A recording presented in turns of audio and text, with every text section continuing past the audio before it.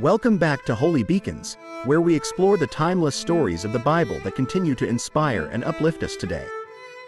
In this episode, we dive into the life and trials of Job, a man whose unwavering faith in the face of unimaginable suffering serves as a profound testament to the power of trust in God. Job's story is one of pain, perseverance, and ultimately, the restoration that comes from enduring faith. Let's journey through this incredible narrative and discover the lessons it holds for us. Job's story begins in the land of Uz, where he lived a life marked by prosperity and piety. Job was described as blameless and upright, a man who feared God and shunned evil. He was blessed with a large family, wealth, and a respected position in society.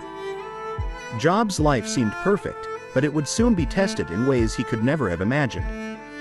In the heavenly realm, a conversation between God and Satan sets the stage for Job's trials.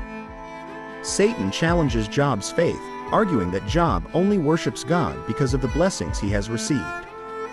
To prove Job's faithfulness, God allows Satan to test him, but with one condition: Job's life must be spared. Job's trials began with devastating losses. In rapid succession, he lost his livestock, servants, and all 10 of his children in a series of calamities. Despite this overwhelming grief, Job's response was remarkable. In Job chapter 1 verse 21, he proclaimed, "Naked I came from my mother's womb, and naked I will depart. The Lord gave and the Lord has taken away, may the name of the Lord be praised." But Job's suffering was far from over. Satan, still convinced that Job's faith was shallow, inflicted Job with painful sores from the soles of his feet to the crown of his head. In deep agony, Job sat among the ashes, scraping his sores with a piece of broken pottery. Even as his wife urged him to curse God and die, Job remained steadfast, refusing to turn his back on God. 3 of Job's friends, Eliphaz, Bildad, and Zophar, came to comfort him, but their attempts only deepened his anguish.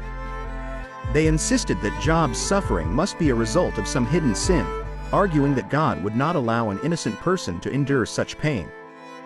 Job, however, maintained his innocence and wrestled with the question of why the righteous suffer. The dialogue between Job and his friends spans much of the book, with Job expressing his deep sorrow and confusion while also affirming his trust in God's justice. In Job chapter 13 verse 15, he declares, "Though he slay me, yet will I hope in him, I will surely defend my ways to his face." After Job's lengthy discourse with his friends, God finally speaks, but not in the way Job expected.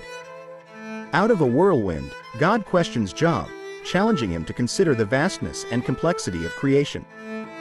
God's response underscores the idea that his ways are beyond human understanding and that he is sovereign over all things. Job, humbled by God's words, acknowledges his limited perspective and repents for questioning God's wisdom. In Job chapter 42 verses 2 to 3, Job confesses, "I know that you can do all things. No purpose of yours can be thwarted. Surely I spoke of things I did not understand, things too wonderful for me to know."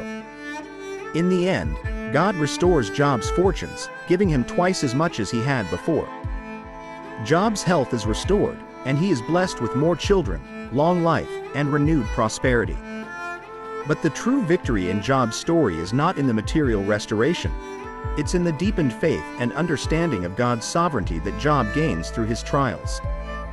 Reflect on the trials you've faced or may be facing now. How can Job's story inspire you to hold on to your faith, even when life's challenges seem overwhelming?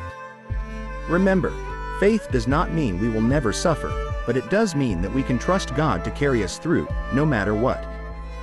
Thank you for joining us as we explored the life and trials of Job. We hope his story has encouraged you to deepen your faith and trust in God, even when life is difficult.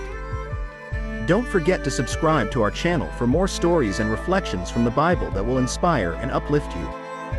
Until next time, may you find strength and peace in God's unfailing love.